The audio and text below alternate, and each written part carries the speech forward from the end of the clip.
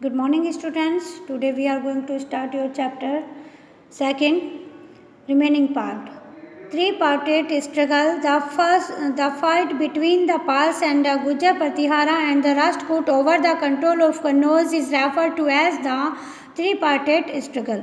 बच्चों, मैंने आपको कल बताया था कि जो पाल, गुर्जर प्रतिहारा और राष्ट्रकूट के बीच में कन्नौज को लेकर के जो है लड़ाई हुई, स्ट्रगल हुआ, संघर्ष हुआ, उसी को त्रिपक्षीय लड़ाई के रूप में जाना जाता है, क्योंकि उसमें तीन पार्टी थी। कन्नौज के ऊपर लड़ाई क्यों हुई बेटा? Kannauj was an important city in north India. North India की कन्नौज जो था वो एक बहुत महत्वपूर्ण शहर था। It was located in the upper Gangetic valley. यह ऊपरी गंगा घाटी के पास में जो है स्थित था। Any dynasty having control over this area also had access to the rich natural resources and fertile land of the entire Ganga valley. जो भी डायनेस्टी, जो भी वंशावली इस एरिया पर कंट्रोल करती थी, जिसका भी कंट्रोल होता था, उसके पास इसकी जो भी रिच नेचुरल रिसोर्सेज थे, जो प्राकृतिक संसाधन थे, और जो फर्टाइल लैंड थी, जो उपजाऊ भूमि थी, उसके ऊपर भी उसका कंट्रोल हो जाता था। सिंस हर्षवर्धन टाइम, हर्षवर्धन के समय से ही Kannauj was seen as the symbol of supremacy. Kannauj जो है एक सुपरमेसी का एक प्रतीक था, मतलब उसके ऊपर जो है सभी क्या चाहते थे? कंट्रोल करना चाहते थे। And each clan wanted to establish its hold over it. और प्रत्येक क्लैन, वंशावली जो थी, वो इसके ऊपर अपना होल्ड स्थापित करना चाहती थी। This struggle which persisted for approximately 2 centuries weakened these three kingdoms। ये जो स्ट्रगल था बच्चों, ये लगभग जो है 2 सेंचुरी तक चला, यानी कि 200 सालों तक चला, जिससे ये तीनों ही किंगडम, राष्ट्रकूट, पाल और गुर्जर प्रतिहारा, इन तीनों ही राज्यों को, तीनों ही साम्राज्य को क्या कर दिया? कमज़ोर कर दिया। अब नेक्स्ट आपका टॉपिक है administration of the regional kingdoms. जो शासन व्यवस्था थी, एडमिनिस्ट्रेशन था रीजनल किंगडम का, वो किस तरह था? ये है टाइम आपका 700 to 1200।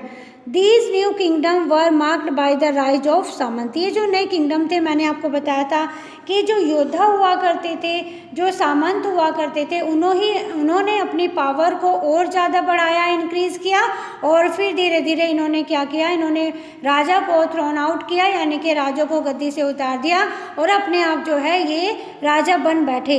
The warrior chief in different regions of the subcontinent. इस सब कॉन्टिनेंट, उपमहाद्वीप के जो भी वॉरियर चीफ हुआ करते थे, यानी कि सेना नायक होते थे, उन्होंने ये किया। दे वर फ्यूडेटरी रूलर्स। वो एक तरह से फ्यूडेटरी रूलर्स थे। कैसे? क्योंकि उन्हें क्या करना होता था? उनके पास पावर आ जाया करती थी। जब भी राजा की किसी के साथ लड़ाई हुआ करती थी, किसी दूसरे राज्य के साथ लड़ाई होती थी, तो ये जो सेना नायक होते थे, ये राजा की हेल्प करते थे। पूरी सेना इन्हीं के सपोर्ट में रहती थी, मतलब इनके अंडर में रहती थी। तो क्या करते थे? मिलिट्री सपोर्ट जो है ये वार के समय पर राजा को देते थे, और उसके बदले में राजा क्या करता था? The king granted the Samant land from which they could collect taxes. और राजा उनको एक लैंड जो है, भूमि प्रोवाइड कराता था, जिससे वो टैक्सेस जो है कलेक्ट कर सके। उसे वो टैक्स कलेक्ट करते थे, कर लेते थे। They were expected to maintain their household and armies with the tax they collected. और उनसे ये अपेक्षा की जाती थी कि उनके अपने घर का सब खर्चा, मतलब, और आर्मी के रख रखाव का, मेंटेनेंस का जो खर्चा था, वो सब उसी टैक्स से वो चलाते थे जो वो कलेक्ट किया करते थे। The king also gave land grant to the Brahmin who did not have to pay tax on these lands। राजा क्या थे? राजा जो है ब्राह्मणों को भी जमीन दिया करते थे, जिसका उनको टैक्स भी नहीं देना होता था। Some of the सामंत और मंडल class became very powerful or formed independent kingdom for themselves like Danti Durga.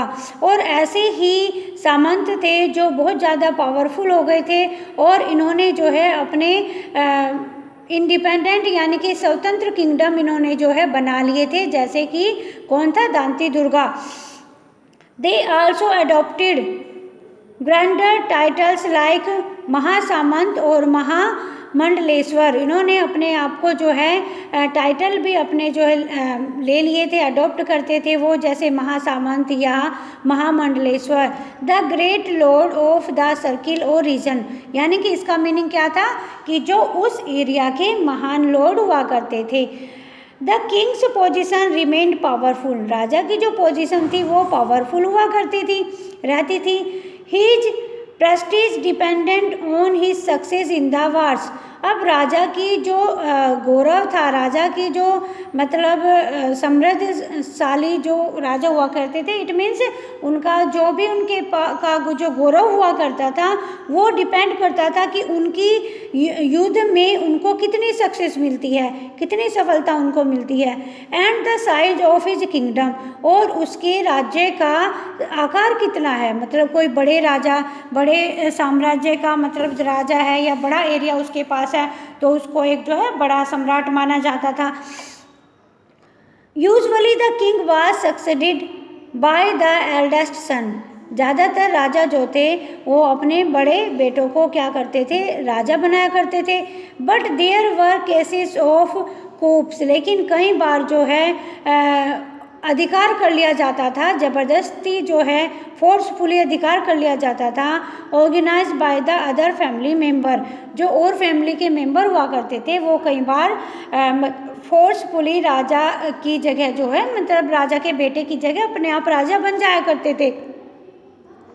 The king often displayed their status or power by adopting very high sounding titles such as Maharajaadhiraj, King of King and Tribhuvan chakravartin, lord of the three world. अब क्या होता था, जो king थे वो जो है अपना स्टेटस और अपना पावर जो है बहुत ज़्यादा टाइटल उनको दिए जाते थे, जैसे कि क्या नाम दिया जाता था, महाराजाधिराज, जो बहुत बड़े एरिया के राजा होते थे उसको क्या कहा जाता था, महाराजाधिराज, या फिर त्रिभुवन चक्रवर्तन, यानी कि जो तीनों वर्ल्ड, तीनों ही संसार का स्वामी हो। The sources of such information are prashasti, the prashasti contain detail of the lives on the rulers and their four fathers.